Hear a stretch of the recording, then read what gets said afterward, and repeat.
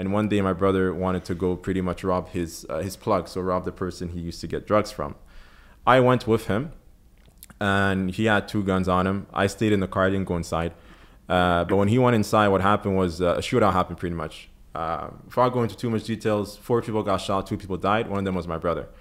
So I was on the scene. I was in the car. I wasn't inside the house when the shooting happened, but I was on the scene when the cops came. So when the cops came, I was on the scene, so they arrested me.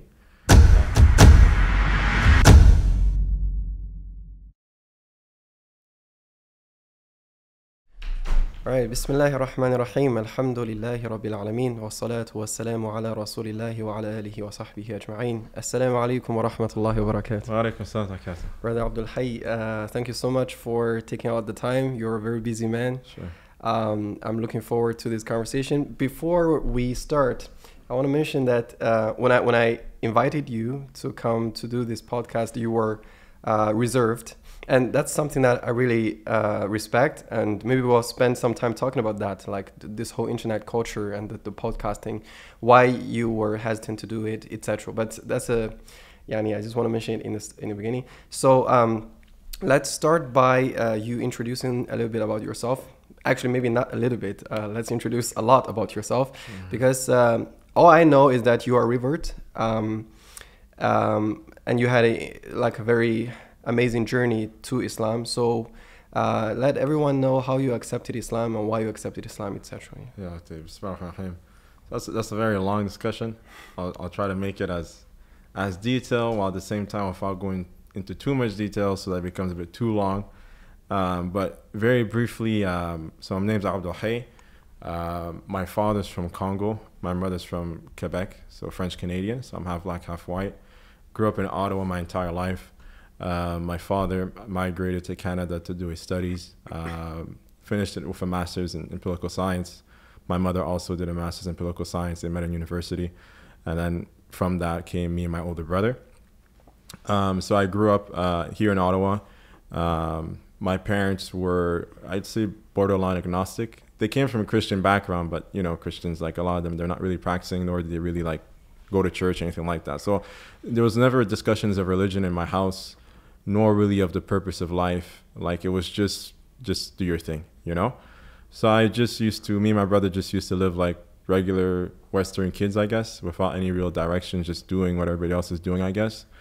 That being said, my mother, she's a very smart woman, mashallah, and she became a diplomat for the Kenyan government.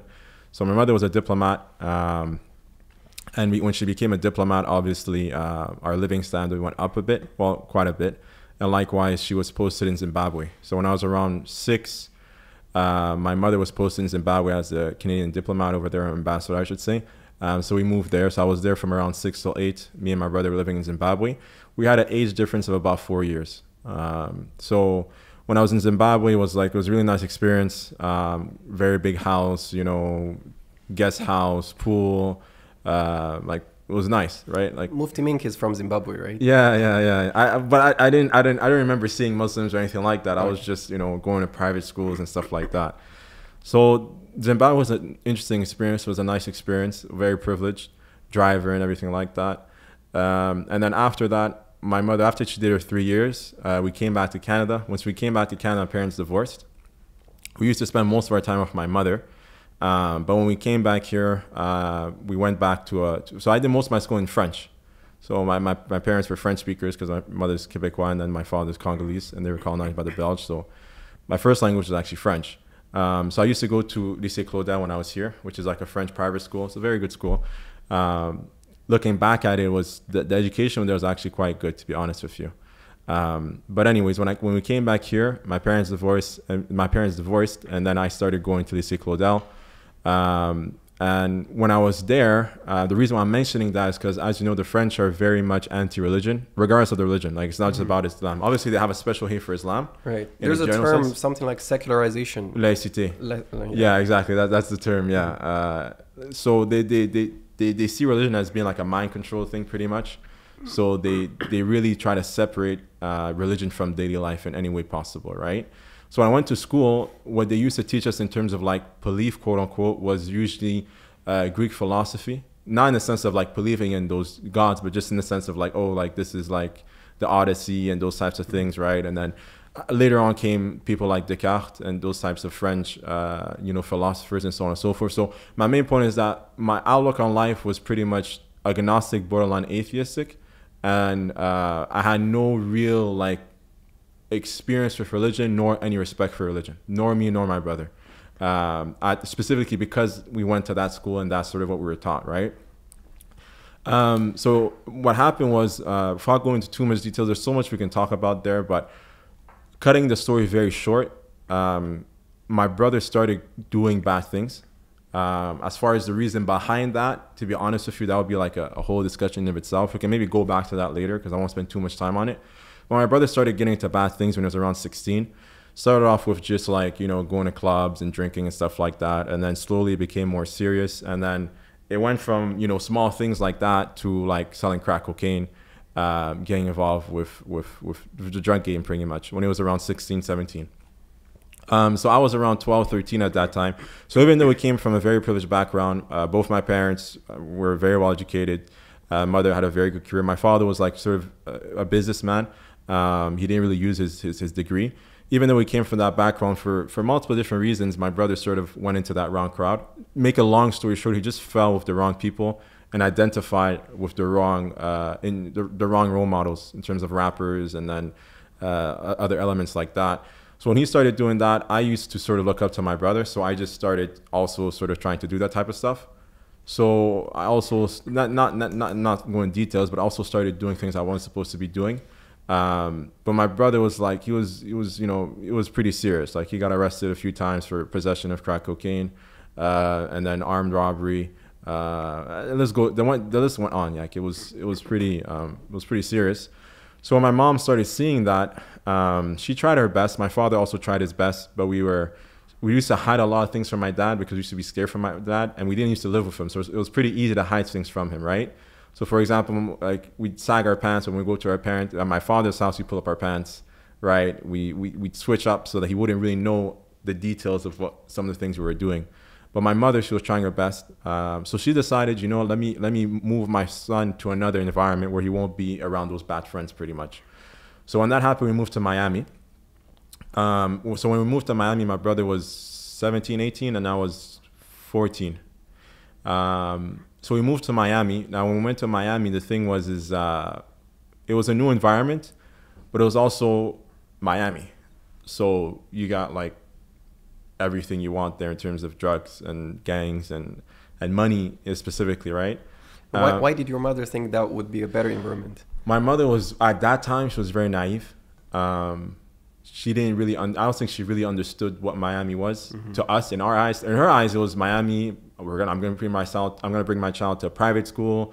They're gonna go surfing or go to the beach. Why would he want to go sell drugs? Like, why would you want? And from her perspective, it makes sense. If I'm giving my son the best education possible, like he was going to Palmetto. No, not Palmetto. My brother was going to like one of the top schools in Miami.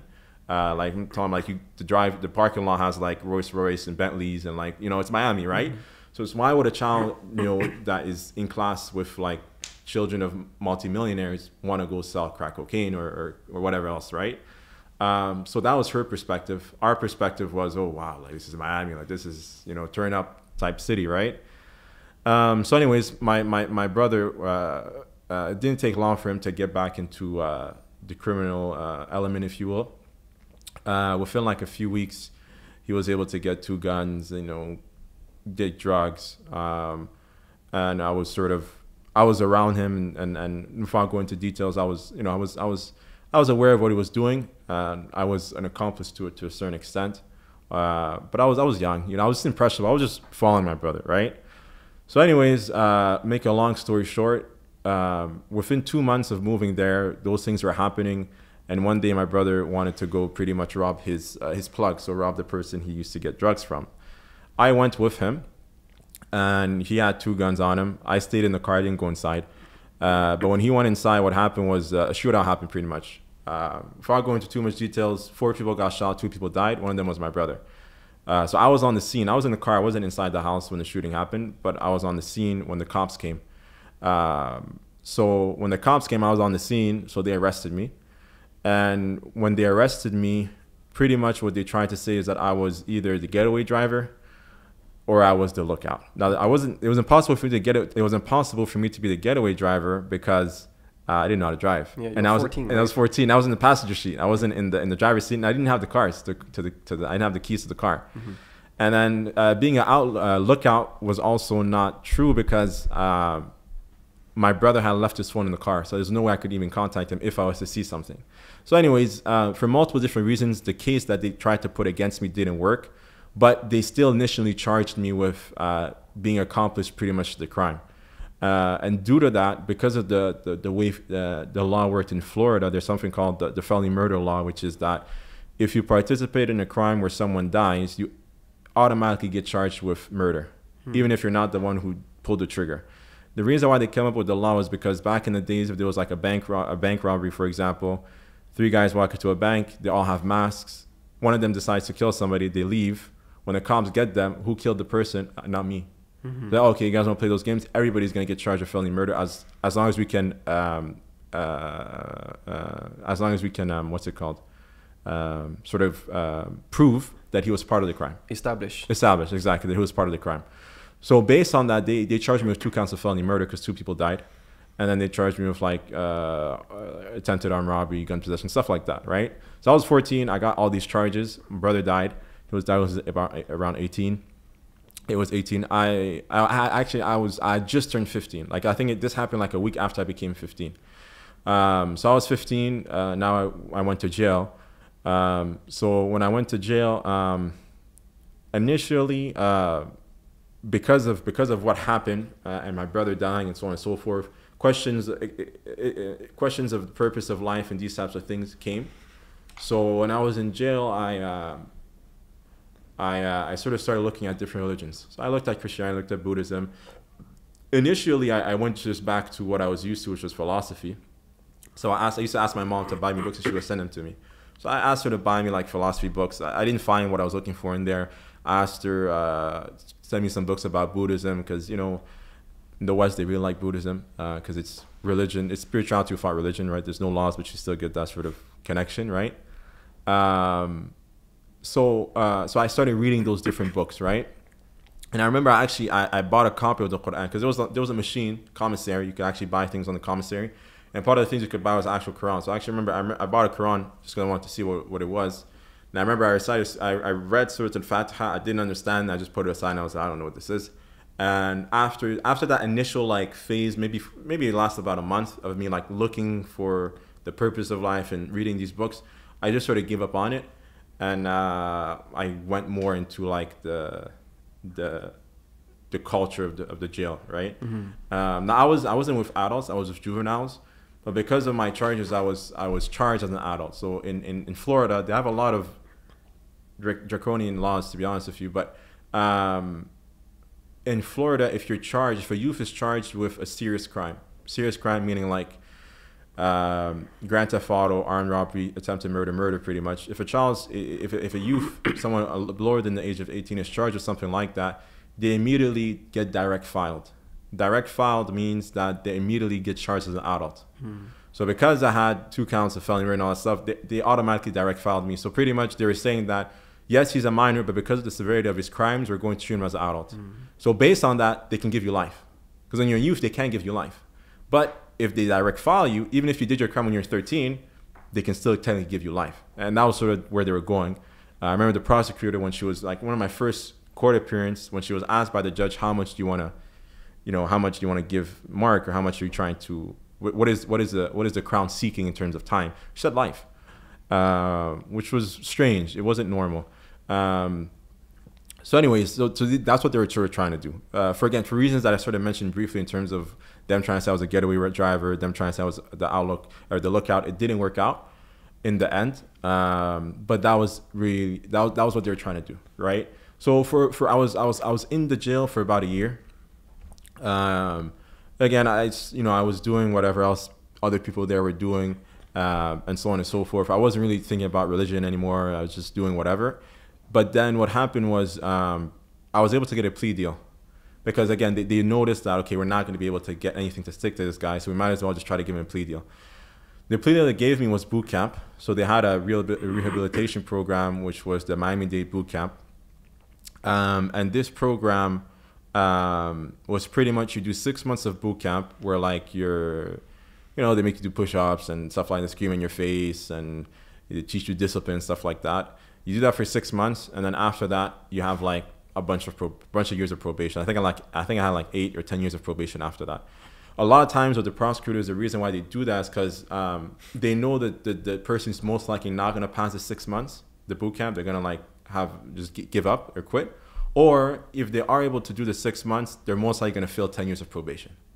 So usually a lot of times the prosecutors will give this so that they'll know the child that the person's going to fail. Once the person fails, they go back to the court. They say, we gave him a chance. Now we want to give him life. Now we want to give him 30 years and plus. So I think that's what they were trying to do. Wallah alam. So anyways, I went to the boot camp. Now, when I went to the boot camp was actually good if you wanted to change. It was really intense. All the drill instructors there were like ex-Marines, ex-Rangers. So they used to kill us, like in terms of like exercise. Like I went in there, I was like 220 pounds.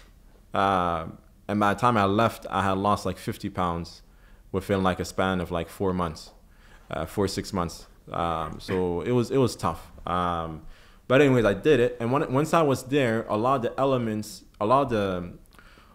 the negative elements that we had in jail were not there anymore. For example, when we were in jail, they could give you a radio. Like you could buy yourself a radio. And then when you get a radio, you go and start listening to rap music. So then you're in your cell and you're listening to music about guys talking about being in jail or going to jail and being tough and whatever, right? Mm-hmm. So you had like this negative music. Obviously, you had the criminal culture with all the inmates there being criminals. And then, you had other things there in terms of like substances and things like that. But when I went to the boot camp, obviously all those things weren't there anymore. You weren't able to speak to the other cadets. That's what they used to call us. You couldn't speak to other cadets when you were there. At least like there were certain times where they used to allow you like downtime, but that downtime was so limited, and they used to always try to keep you active, right? So you didn't have music, there was no substances, there was no what's it called? It's very hard for you to sort of like start talking about things you shouldn't have been talking about, whatever the case may be.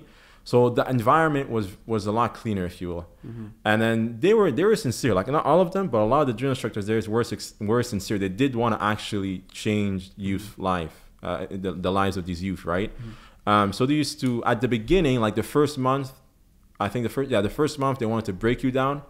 And then after that, they sort of wanted to build you up and give you skills and so on and so forth. And a lot of the stuff that I learned there was very beneficial. And I still carry it to this day. So they used to talk to us about like, wake up, kada. They used to bring speakers sometimes talking about their lives. So sooner or later, I pretty much started listening to it.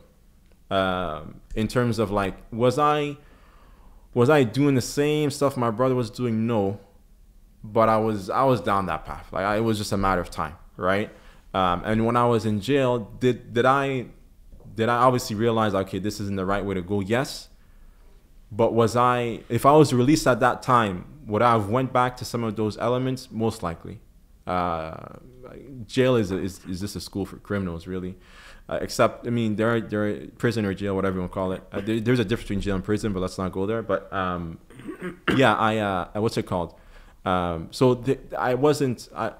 Even though, so that's my point is that even when I was at the boot camp, it's not like I was like, oh, when I get out, I'm going to become religious or I'm going to accept religion or I was just like, okay, when I get out, I'll see how things go, right? Obviously, I don't want to go back to jail. And this is not the right way to go. But God knows what would happen, right? Especially that I'd made some connections when I was in jail too. So anyways. But when I was at the boot camp and they started talking to us, those questions about the purpose of life came back. Because they made me realize, like, okay, it's true. Like, this doesn't really make any sense. Also, when I was in boot camp, I started realizing the reality of a lot of this stuff. Like, I started actually looking at these guys around me. A lot of these guys in the streets because they were older guys. At the boot camp, it wasn't just juveniles. There were older guys also, guys in their 20s and stuff like that. So I was looking at these other guys. A lot of these other guys I was locked up with, a lot of them were, people on the streets that sort of had some power, if you will, right? in terms of, you know, and I realized when I was there, like, these guys they're crying. They say don't snitch. They're snitching on each other. They're bickering like children. Because you have to understand, when you're in boot camp, you're put under stress. So it's not like when you're in jail. Like, these guys are put under stress constantly. To give you an idea, like, we had to memorize things in order to just get basic things done. So, for example, if I wanted to use the bathroom, I had to memorize how to say that. So I would have to go to the drill instructor. I would say, "Sir, cadet so-and-so requests permission to speak." The drill instructor would say speak or don't speak. So if he says speak, I say, "All right, sir. Sir, this cadet requests permission to go use the canteen or whatever." And then, yeah, you can. And then they're counting. When you go to the bathroom, it's like 1, 0, 9, 8. And if you miss that count, you're getting push-ups, you're getting burpees, you're getting what. So when those guys were under that stress, a lot of their character came out. And I started realizing a lot of a lot of these personalities and these personas that a lot of these guys were portraying was all false. And the drill instructors were calling them out on it. And I realized this stuff is not as they portray it, right? So anyways, a lot of realizations came, which led me to start saying, okay, what's the purpose of life? If it's not doing this, it doesn't make any sense, right? Even from a non-criminal aspect, just the idea of just getting money and so on and so forth, like, it doesn't make sense. So those questions started coming back. So when those questions started coming back, everybody there was Christian, and the only religious figure they used to bring into the jail was a Christian, like chaplain or pastor or whatever. So I sort of became a Christian based on that for like a week. I was a Christian for like a week. So when I became Christian, I was like, okay, there's some truth here, but a lot of the questions I was answering weren't really getting answered, or I was asking weren't getting answered, like Trinity and stuff, like the common stuff, right? And I was like, okay, there's holes here, clearly. Then number two, I realized I wanted to change. Like, I said, okay, I want to change now. All these guys I'm locked up with are Christians. They didn't change. It didn't work for them, right? So I was like, okay, this can't be it. There has to be something else. So then the idea of Islam came back. And funny enough, the reason why the idea of Islam came back was because of Malcolm X. Because I remember I watched the movie Malcolm X. I never read the book, but I watched the movie. I was young. I was a kid, right? Owned by Denzel Washington? Yeah, exactly. Right, that one, the classic. And I remember seeing that transformation, right? And in jail, I never met a Muslim, by the way. That's pretty rare. For the States, usually you find Muslims in there, right? But there was no Muslims. I don't know why, but that was just the case. I never remember meeting a Muslim, except for one Hispanic revert, but I only spoke to him for like 5 seconds, and I never actually saw him or anything like that. So anyways, I never really had any meeting with any Muslims when I was in there. So the idea of a Muslim was Malcolm X for me, and whatever was portrayed in that movie. So based on that, I was like, okay, well, maybe Islam's the key to fixing up, because it worked for him. Mm-hmm. So then that's when I started asking for the Quran. Now, like I said, all these guys, like all the drill instructors, they're all ex-Marine, Rangers, so they fought in Afghanistan and stuff like that. So they're like, no, I mean, we're not gonna give you a Quran. Like, they don't want to give it to me, pretty much. Sooner or later, after a long period of time, I was able to get it. And then I started reading the Quran. So now I was between Christianity and Islam. I was technically speaking a Christian, I guess. It's not like they have a Shahada, so like, how do you even know if you become a Christian, right?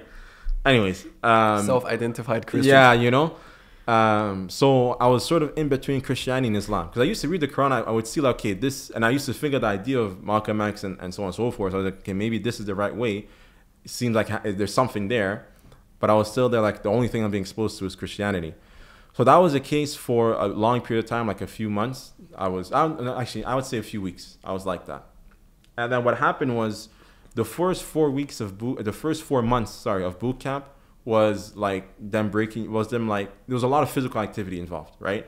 The last 2 months of boot camp, though, because a total of 6 months, the last 2 months of boot camp, they moved us to another section. And in that other section was more there like, we already broke you guys down. Now we're going to try to really like get you guys jobs. So during the last 2 months, they actually used to help us get us jobs. And then they would actually let us leave and come back at night. And like, it got more relaxed. So when I was moved to that other section during the last 2 months, that other section had a small library. When I mean a library, it was like, not even a library, it was like a pile of books under like a TV thing, to be honest with you. But when I went to that pile of books, I used to like reading. Like, I used to read everything when I was in jail. I used to ask my mom to always give me books. So when I saw those, I was like, okay, let me go see these books. Alhamdulillah, when I got there was like a big pile of dawah pamphlets. So like those little like pamphlets, those little things that we give out on the streets nowadays. There was a lot of them. May Allah reward the person who put them there, because that's the thing that opened the door to Islam for me. Alhamdulillah, yani. So when I got those books, this is exactly what I was looking for. Because I had questions about Islam, because I was reading the Quran, but I didn't have any books explaining to me what Islam was, nor did I have anybody that could explain to me what Islam was. So when I got those books were explaining to me what Islam was. So when I read all those, normally those those small little pamphlets and stuff like that, or booklets, after I read those, I was like, okay, this is the truth. So I didn't have any Muslims there, so what I did is at the back of the Sahih International Translation of the Meanings of Quran that I had, there was a small section that said how to become Muslim, and then it had the Shahada and transliteration.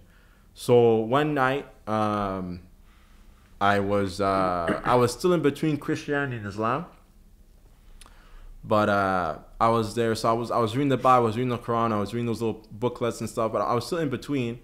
And I remember I said, you know what? Let me just ask God which one's the truth. So I made dua.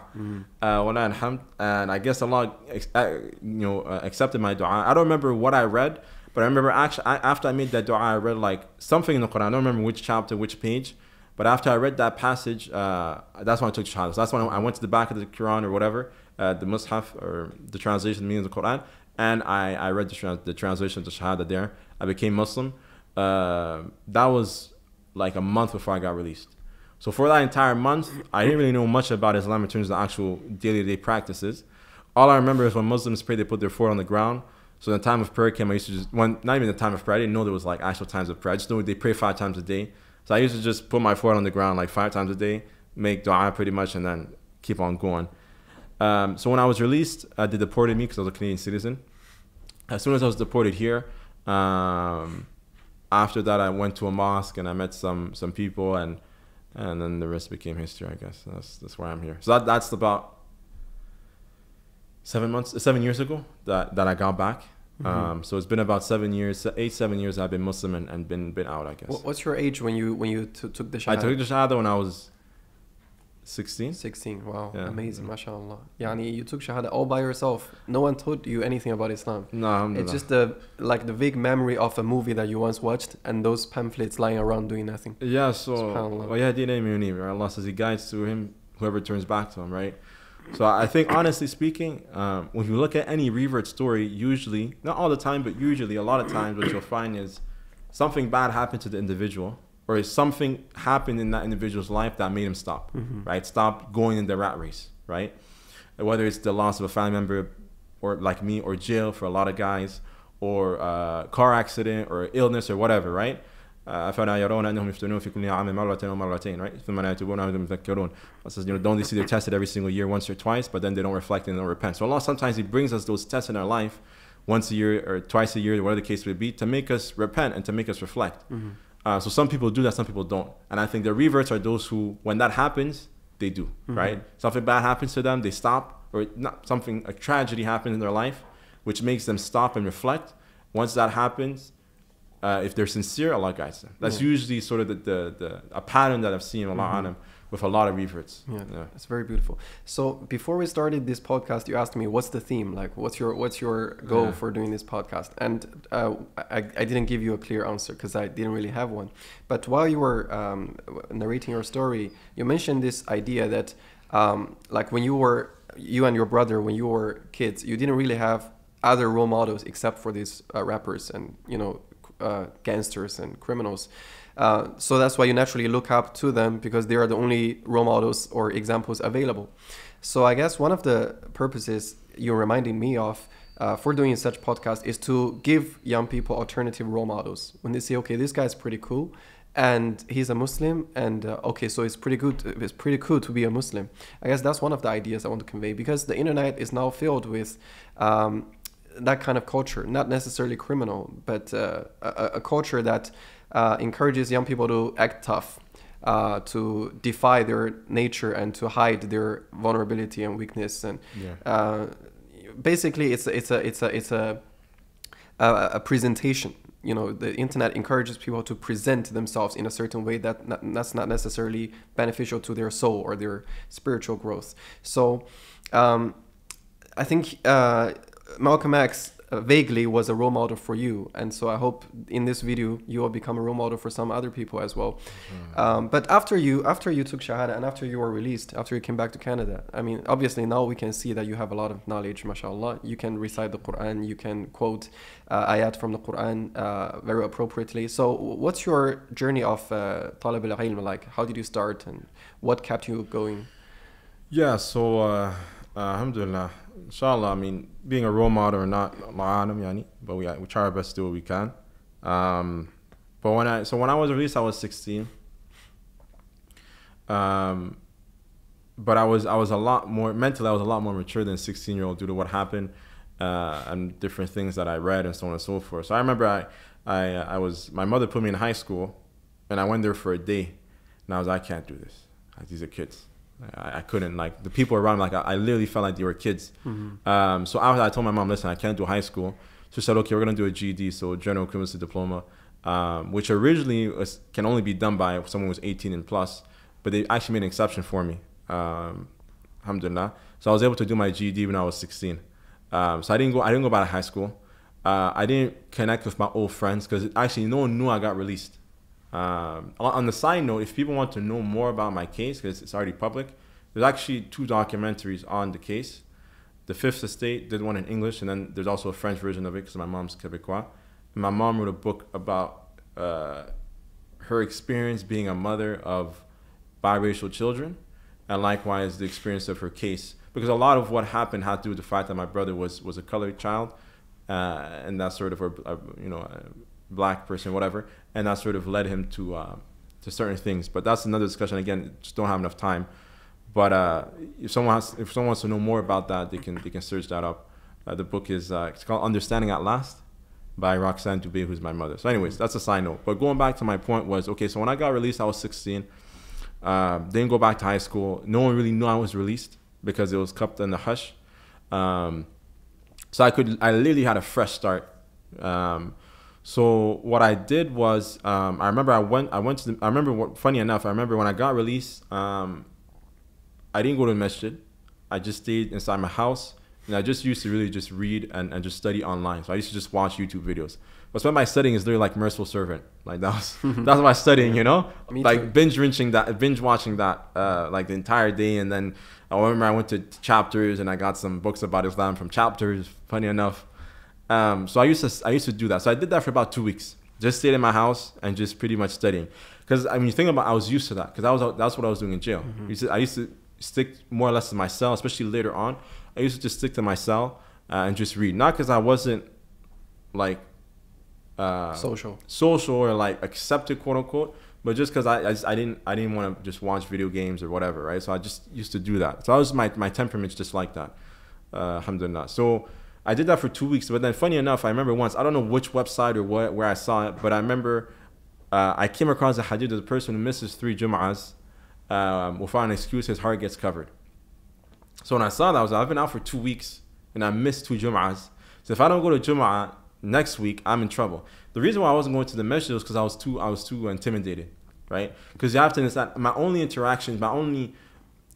real interaction with Muslims was through the books I read, big beards and good people and so on and so forth, and then the movies. So I thought when I was going to the masjid, it was going to be a bunch of guys with thobes on, all giving salam to each other, all of them know each other and so on and so forth. So I was intimidated, so I didn't want to go. But when I read that hadith, I was like, okay, I have to go. So funny enough, the closest masjid was 5-minute walking distance. So I just said, okay, fine, let me do this. So I left for Jum'ah. I went to Jum'ah, prayed Jum'ah, and from there was where a lot of things happened in terms of I was able to start meeting Muslim brothers from me going to the prayer, and then I sort of was introduced to memorizing the Quran and stuff like that, and lectures and so on and so forth. So what happened after that is I remember once there was a brother. I used to sort of like memorize Quran with him pretty much. We're just still juz amma, like, you know, duha and stuff like that. So to duha. Now I remember when I got to like surah maybe I don't know,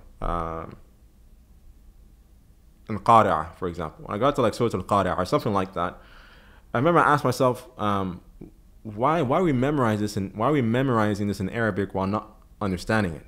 I didn't understand it. And I didn't understand the fact that many Muslims didn't know Arabic. It baffled me, right?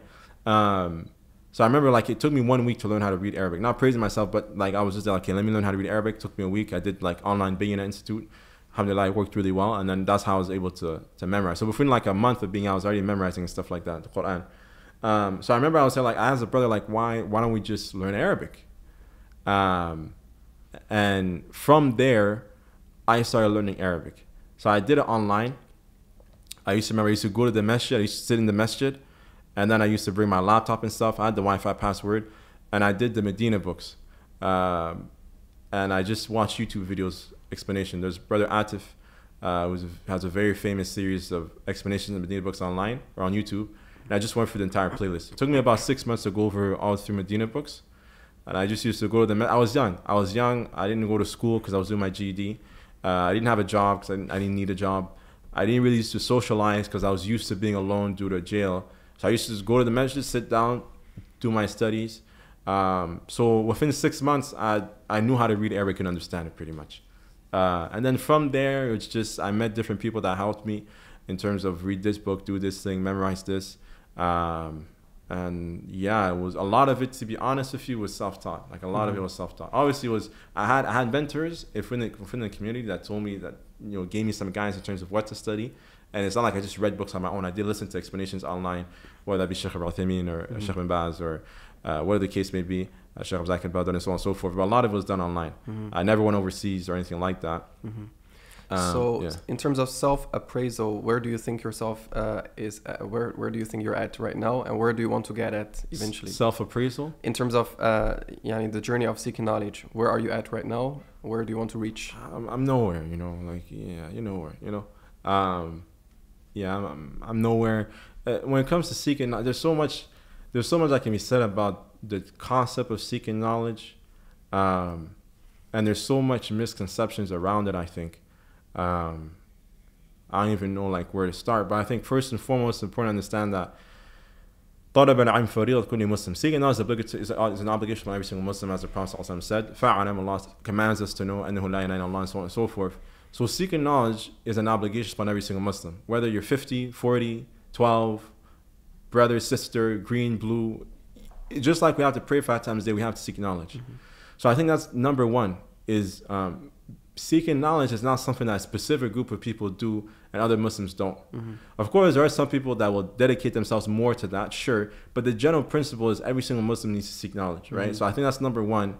And then number two is, it's not about reaching a specific goal, right? A lot of times we think seeking knowledge is, okay, once you become a sheikh and people will say you're ustad and you have a YouTube channel or you're giving classes, you made it, right? Which is wrong.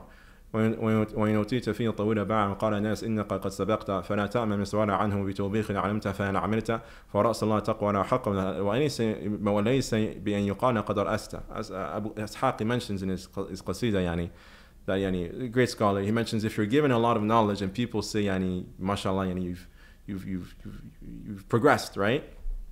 When that happens, don't ever think that you're safe from when Allah is going to ask you on the Day of Judgment. You had knowledge, what did you do with it, right? We're going to be asked about 4 things, as we know, on the Day of Judgment. One of them is our knowledge, what we did with it. Not how much we knew, not whether we were sheikh or ustad or Instagram, or none of that's going to be asked, about what you did with it, right? So don't ever feel safe when Allah is going to ask on the Day of Judgment. So then he ends, Abu Ishaq, he ends the poem, or this part of the poem, by saying, فَرَأْسُ الْعِلْمِ تَقْوَى اللَّهِ حَقًّا وَلَيْسَ بِأَنْ يُقَانَ قَدْ رَأَسْتَ. So the true knowledge is taqwa. And it's not that people say you became a sheikh or you reached, you're the man, or whatever the case may be, right? So I think that's the other realization we have to understand, is that seeking knowledge is not about reaching a specific goal, right? Of course, like personal goals of I want to read this book, or I want to memorize this, of course. But the general idea is it's an act of worship, like praying. I need to do as an obligation. And it has nothing to do with the material world in terms of whether I'm a sheikh, whether I'm a ustad, whether I have an Instagram page, whether I'm a da'i. It has nothing to do with that. It's just, I'm just trying to get closer to Allah.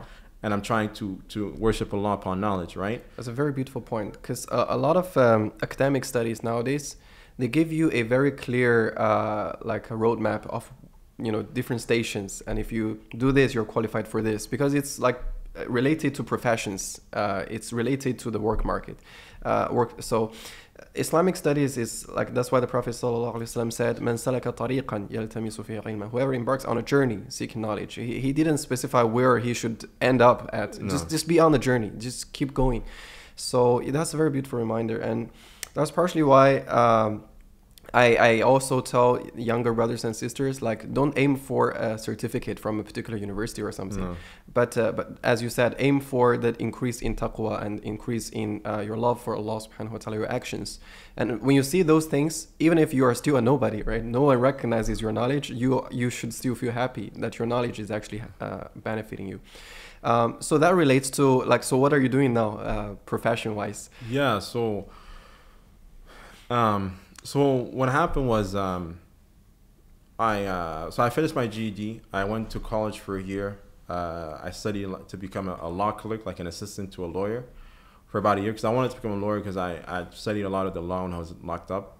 But I quickly, like, I sort of left that because I became Muslim, and I realized, like, these are the laws of the kuffar. I didn't really want to deal with that. Not that it's haram to become a lawyer or anything like that, it's no discussion, but just personally, like, at that moment, I was, you're young, you're zealous, you're a revert, I want this. So I was like that. So I left that, and I went to university. I switched programs a lot. I ended up with applied linguistics, because I learned Arabic, so I was good at learning languages, if you will. I knew how to do it, if you will. And more specifically, ideally at that time, I wanted to become an English teacher, to go teach in Saudi Arabia and do hijrah, right? So that was the idea. So I did a BA in applied linguistics. I did a BA in applied linguistics. And the idea was to go and teach English abroad. But I wasn't able to do that because family obligations kept me here. So I wasn't allowed, Islamically speaking, I can't leave because I have to take care of my father specifically. So because of that, I wasn't able to go. So when that happened, Allah just opened another door, which was, I wasn't planning for it. I didn't apply for it. But there's a Dawah center here in Ottawa called Islamic Care Center. And when they, making the story short, one of the board members came up to me and was like, "You want a job?" I was like, "Sure." I was still finishing up my BA at the time. I was like, "Sure, why not?" I was married at that time. Just got the news that my wife was pregnant. So I was like, okay, I might as well get a job, right? So I got the job. The job was pretty much being like office manager, program coordinator for the center. And that's where I am right now. So what I do is I do a lot of different things, to be honest with you. It's not very, sometimes I ask myself, what exactly am I doing, to be honest with you? But I answer the phone, I answer emails, and sometimes I try to start help with programs in the city and stuff like that, Dawah programs. And then likewise, we do a lot of work, as Islamic Care Center, we do a lot of work with Muslims in the justice system, and then likewise Muslims that are in sort of the hospital system, if you will. So a lot of chaplaincy and spiritual care, a lot of that is what we do. So what's it called? So a lot of times I go to like juvenile center. I usually go there, see the Muslim youth in there. Likewise, try to help out with different programs to help people when they get out. Yeah. That's very important, because when you told your story, you said when you were in the boot camp, there was only a pastor that used to come, a Christian representative, so to speak. There was no other religious option. So yani, that could be something we can work on, right? We can provide the Islamic element. So you have that experience. You are the guy. If you do it, I think it's going to be very impactful. So many people accepted Islam in prison. I mean, Malcolm X, I think he also, because he saw a Muslim in prison, that's what got him interested in the first place. So I think this is very beneficial work, and I think there's a lot of opportunity in that area. If I can somehow participate, I would love to. I think it's very meaningful. So now you have family obligations and you have this job. So in a way, like I think as men, we're all duty bound, so we don't get to do whatever we want to do.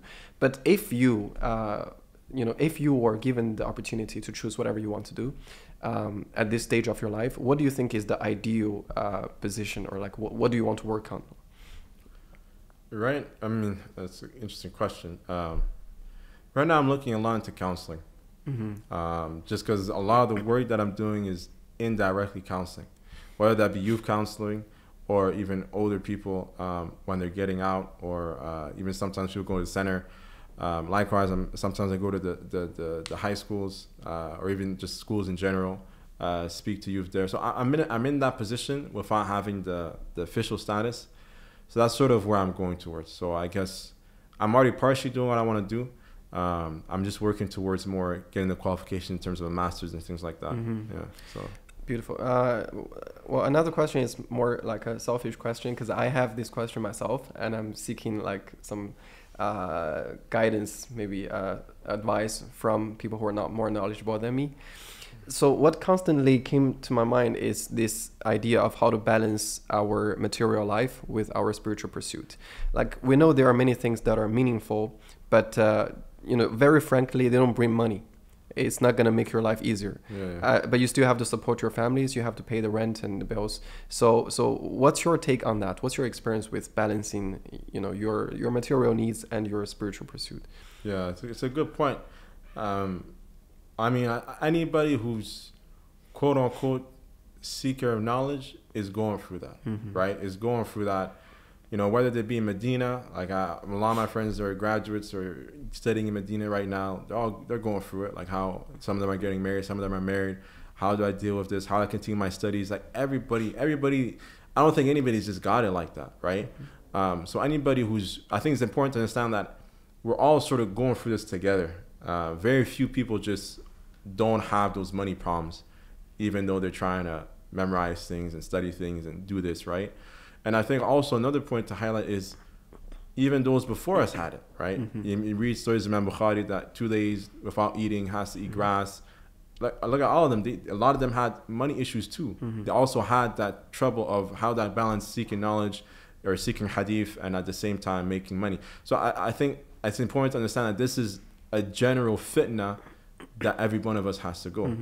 إن الفقيه هو الفقير وإنما ورأس الفقيرة جمعت أطرافها. And the poet said, verily the faqih, he's a faqir, but the ra just became a circle at the end. So faqirun became faqihun, right? So this is the reality, right? That if one of the fitnas that we're gonna have to face if we're trying to take that route, no matter what degree we're going at it, is we're gonna have to sacrifice some of this dunya, and we're gonna have to go through that. So I think that's the first thing, is to understand this is part of the reality of it, right? After that, it's I think it's just trial and error, to be honest with you, and making dua.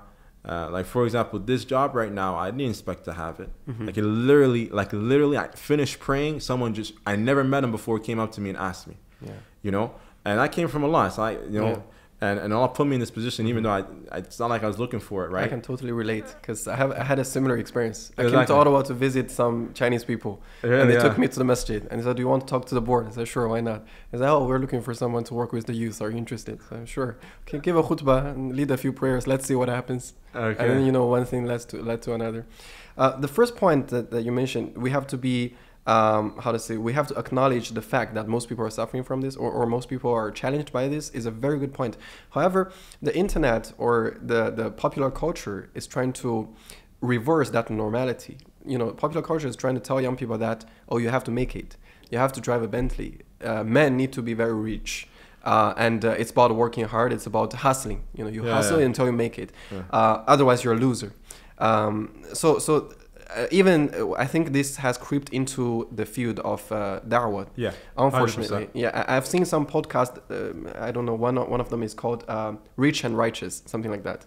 It's the idea is that if you are a good Muslim, you can be rich too, and that should be your goal too. You should work hard, and we should work together. Halal investment, for Islamic finance. Let's be rich. Why not? I don't see anything wrong with that. I just don't think that applies to everyone. I just think some people don't have the circumstances that can help them achieve that. I don't think everyone should aim to be rich and righteous. Some people can just be righteous without the rich part. What do you think about that? Yeah, that's a very good point. I think you read my mind, because it's something I've been thinking about lately. And even when I do teach some classes sometimes, I've tried to make a lot of the people that come to my classes realize. I think there's a lot going on there. It's a big discussion. I think at a very simple level, just like feminism has creeped into the Muslim community, I think red pill culture has also creeped in the Muslim community. And I think sometimes we don't even realize that they're being affected by it, right? And from that comes the idea of having money and so on and so forth. And then the issue that comes, in my opinion, is that are there different proofs in the Quran and in the Hadith that shows us the importance of money, or that money is fine, sure. Na'man ma salih or just salih. The Prophet said, a great thing, or blessed is righteous money, blessed is money for a righteous man, right? وَبَتَغِ فِي مَا أَتَاكَ اللَّهُ دَارَ الْآخِرَةِ وَلَا تَنْسَ نَصِيبَكَ مِنَ الدُّنْيَا. Right? Seek with what we were giving you the hereafter, and don't forget your portion of this dunya. So you can bring all these proofs, but then at the same time, I think certain people and certain there's a pattern going on here of people overly focusing on that and not looking at the other side. Mm-hmm. So let's see that verse. Allah says, وَبَتَغِ فِي مَا أَتَاكَ اللَّهُ دَارَ الْآخِرَةِ وَلَا تَنْسَ نَصِيبَكَ مِنَ الدُّنْيَا. Seek with what we've given you the hereafter, and don't forget your portion of this dunya.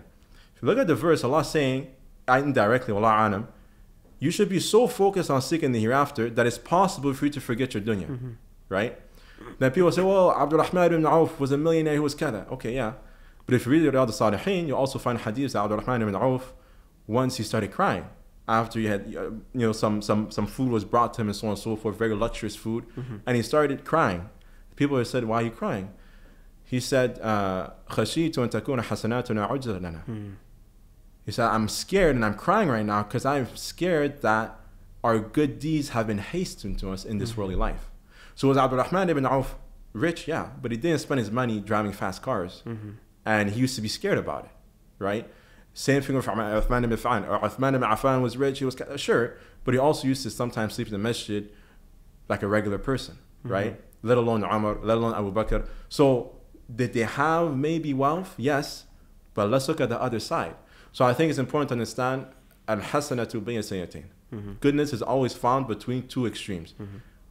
And any deviant sect or any deviant idea is always someone going too far left or too far right. Mm-hmm. Whatever sect, whatever idea, it's always that. So I think it's important that, okay, is it important to have money? Yes.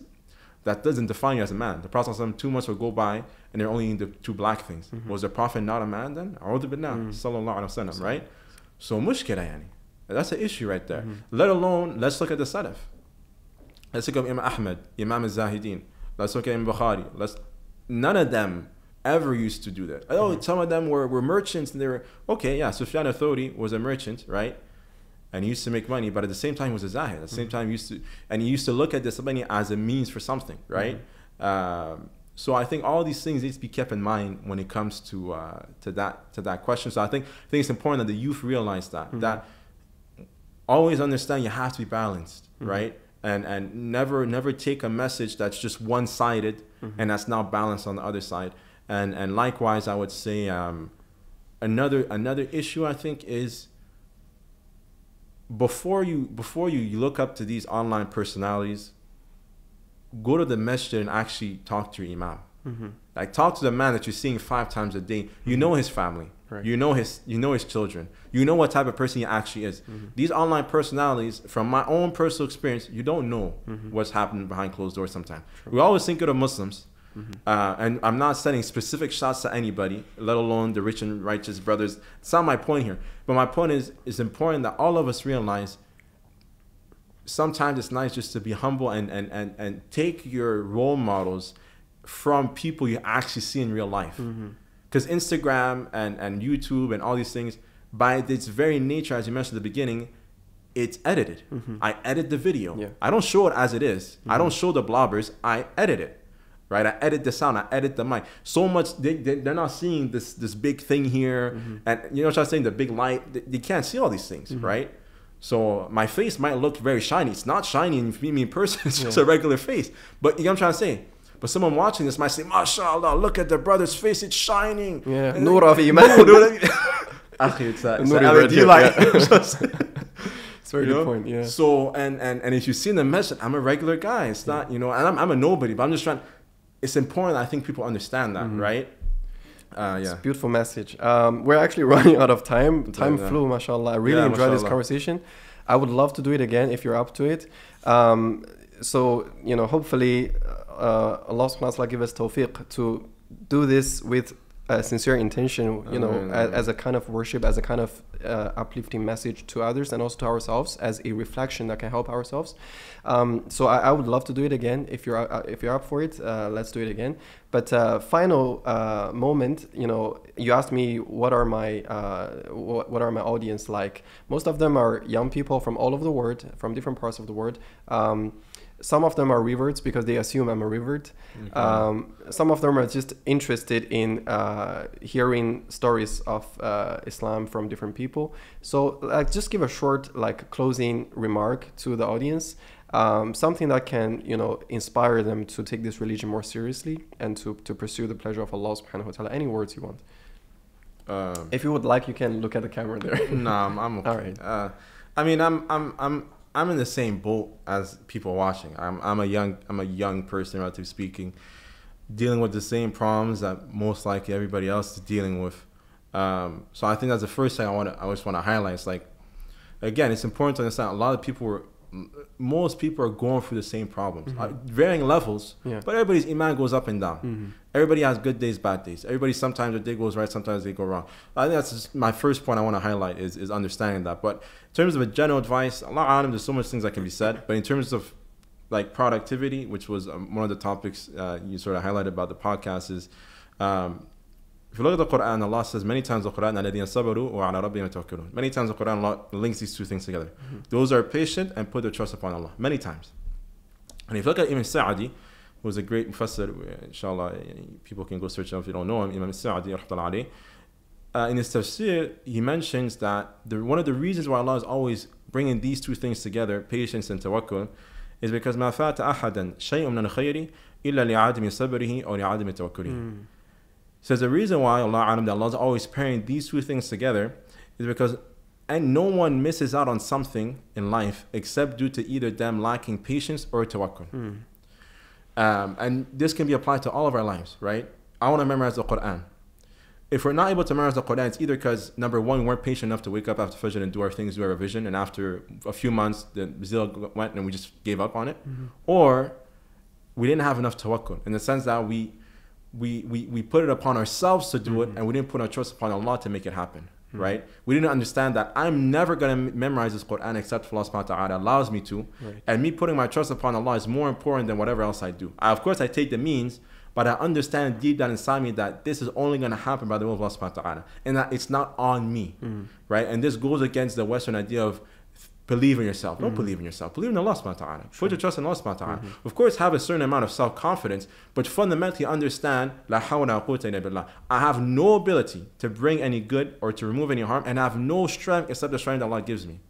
And by doing that, we have strength. By doing that, we have the ability to do those things. Right. So I think that's the idea. And again, I'm saying this not because, I've achieved things. I'm going through the same thing everybody else is going through. But I think it's important that whatever your goal is, whether it's deen or dunya, have those two things in mind. I have to be patient upon this. It's not going to happen overnight, right? And I need to stop looking at Instagram and all this. Don't worry about those people are they have their own race, they have their own life. You have your own pace and your own, you know what I'm saying? So be patient with yourself. Understand people have different, one of the big reasons, I'm making this too long, one of the big reasons that people, I think, fail in memorizing the Quran is because they just shoot themselves in the foot, because they say, okay, how long it took you to memorize the Quran? 2 years. Okay, 2 years. That means I have to memorize 2 pages, 1 page, whatever, right? So they start doing that. After 6 months, they realize, at this rate, I'm not going to memorize it in 2 years. So I'm not going to do it. And they just give up. The problem you did is that you compare yourself to other brother. Good job. You did it in 2 years. Jazakumullah khairan. I have a job, wife, whatever, right? I'm going to go at my own pace. Right. So being patient with yourself, right? And what you're able to do, and then understanding that it's not on you. Right? It's on Allah subhanahu wa ta'ala. Put your trust upon Allah. Do what you got to do. And inshallah, الَّذِينَ صَبَرُوا وَعَلَى رَبِّهِمْ يَتَوَكَّلُونَ. Be patient, put your trust upon Allah, and so many doors are going to open. SubhanAllah, it's very beautiful. And just as a comment, there's an ayah in Surah Al-Sajda where Allah subhanahu wa ta'ala talks about imama, leadership. No. وَجَعَلْنَا مِنْهُمْ أَئِمَّةً يَهْدُونَ بِأَمْرِنَا لَمَّا صَبَرُوا وَكَانُوا بِآيَاتِنَا يُوقِنُونَ. Same idea. If they have patience, if they have conviction, and total reliance upon us, they're going to have leadership and they're going to have success in every regard. Beautiful advice. We ask Allah subhanahu wa ta'ala to make us from those people who have patience and who are always reliant upon Him. Allahumma ameen. Thank you very much. I really enjoyed this conversation. Jazakallahu khairan. May Allah reward you. May Allah put barakah in your work, in your family, and everything in your life. Assalamu alaikum wa rahmatullahi wa barakatuh.